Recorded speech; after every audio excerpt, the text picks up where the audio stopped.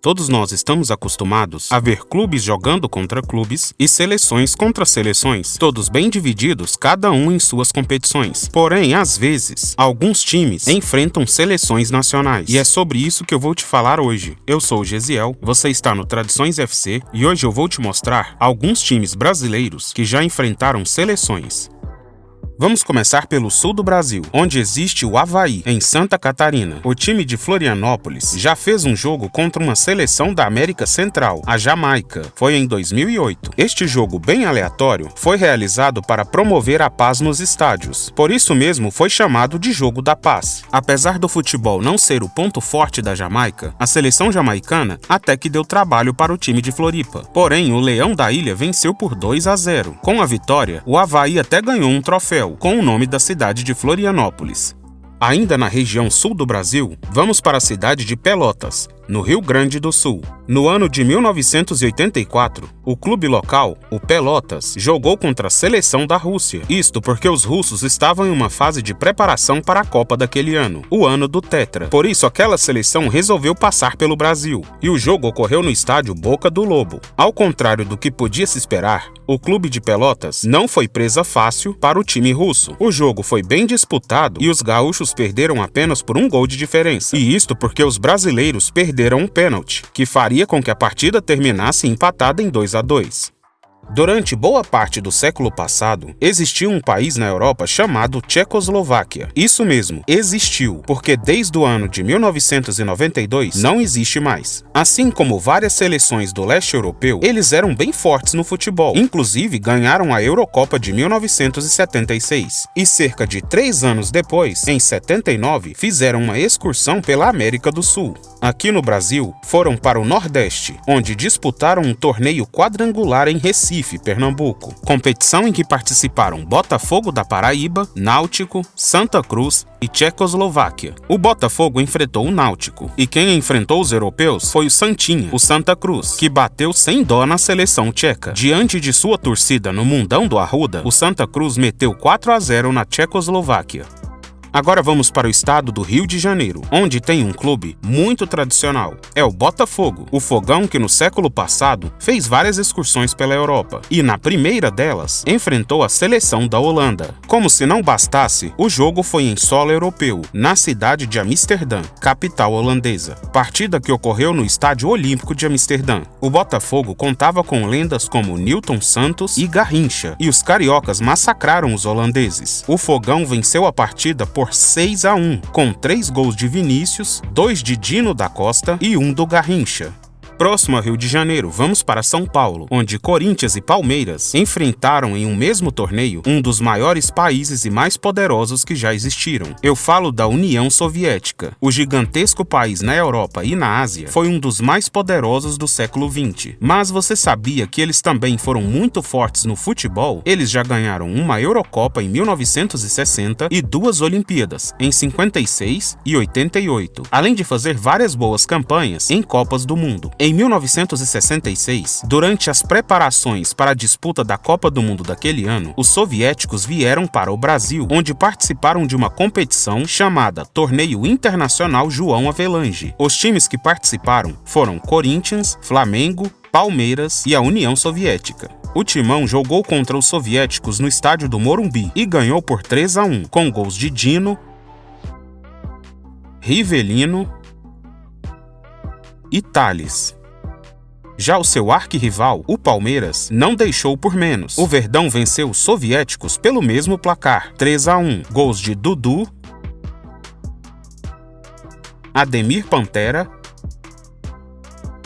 e Rinaldo.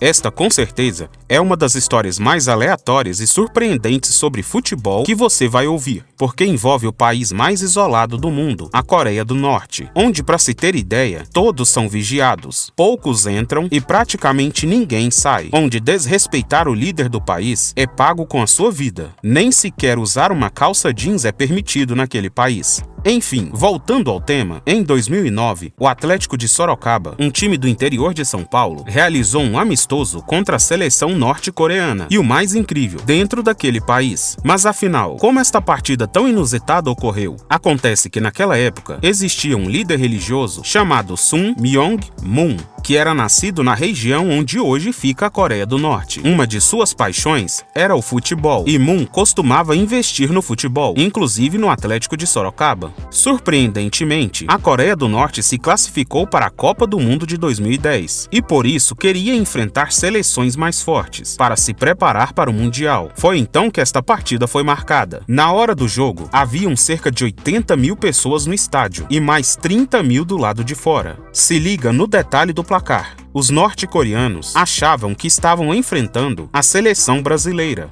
E a partida terminou em 0-0. Agora resta saber se os coreanos realmente seguraram o Atlético de Sorocaba ou se os brasileiros estavam com medo de ganhar deles em sua própria casa. Vamos voltar para o Rio de Janeiro, para um dos jogos mais bizarros da história, que aconteceu em 2008, quando o modesto friburguense do Rio de Janeiro estava se preparando para o Campeonato Carioca e marcou um jogo amistoso contra a seleção da Nicarágua, que fica na América Central. Acontece que todos nós sabemos que o friburguense não é um clube com muitos recursos, não é mesmo? Porém, a seleção nicaragüense é pior ainda. O time carioca venceu o jogo por incríveis 9-0. Por falar em Rio de Janeiro, o Flamengo também enfrentou seleções. Em 1998, a Jamaica se classificou para a Copa da França. E durante as preparações para o torneio, uma partida entre Flamengo e Jamaica foi marcada. Pelo lado dos jamaicanos, era um treino preparatório. E do lado dos rubro-negros, era a estreia de várias novas contratações. Entre elas, Palhinha. O rubro-negro goleou a seleção da Jamaica por 3-0, sendo 2 destes gols do próprio Palhinha. Ainda falando do Flamengo, eles proporcionaram outro jogo histórico. Em 1976, o rubro-negro enfrentou nada mais nada menos do que a seleção brasileira. Naquele ano, Geraldo, um jovem jogador do Flamengo de 22 anos, morreu durante uma cirurgia. E para arrecadar dinheiro para a família do jogador, este jogo amistoso foi marcado. A partida reuniu grandes lendas da história do futebol. No Flamengo, por exemplo, jogava Zico. E no Brasil, havia jogadores como Rivelino, Jairzinho e até o Rei Pelé. A disputa chamou a atenção do país inteiro e contou com um público absurdo de mais de 142 mil pessoas no Maracanã. Até o próprio presidente do Brasil da época, Ernesto Geisel, estava no estádio. Para a alegria da nação rubro-negra, o Flamengo venceu o Brasil por 2-0, com gols de Paulinho e Luiz Paulo. Antes da gente ir para os próximos times, deixe o seu like neste vídeo se estiver gostando e se inscreva no canal para receber mais vídeos como este. Se é para falar em feito histórico contra a seleção brasileira, não podemos esquecer de ir em Minas para falar do Galo, que tem uma das maiores vitórias entre clubes e seleções. Em 1969, a lendária seleção brasileira, que ganharia o tricampeonato em 1970, fez um amistoso contra o Atlético Mineiro, em comemoração ao 147º aniversário da independência. Amaury abriu o placar para os mineiros. Pelé empatou para o Brasil. No segundo tempo, Dadá Maravilha virou para o Galo, sacramentando a vitória do Atlético Mineiro, uma vitória incrível sobre a seleção considerada a melhor de todos os tempos.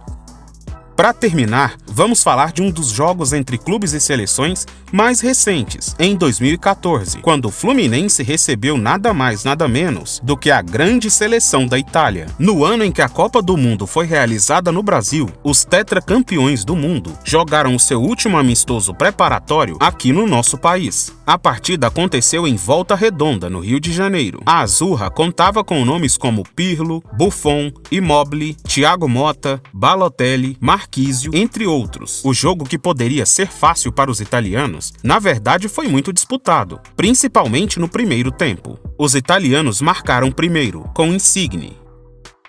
Um minuto depois, Chiquinho empatou para o Fluminense.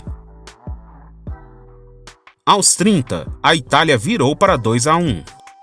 Porém, no final do primeiro tempo, Carlinhos empatou novamente para o tricolor das Laranjeiras. Já na segunda etapa, a Itália fez mais 3 gols relâmpagos, em pouco mais de 10 minutos. e o Fluminense descontou marcando seu terceiro gol. O amistoso terminou 5-3 para a Azurra, e apesar da derrota tricolor, o jogo foi bem movimentado. E aí, você conhecia algum destes confrontos? Seu time já jogou contra alguma seleção? Me diz aí nos comentários. Não se esqueça de se inscrever no canal pra gente chegar a 10 mil inscritos. Se tiver sugestão de vídeos ou se quiser uma segunda parte deste vídeo, é só deixar aí nos comentários. Até a próxima e fui!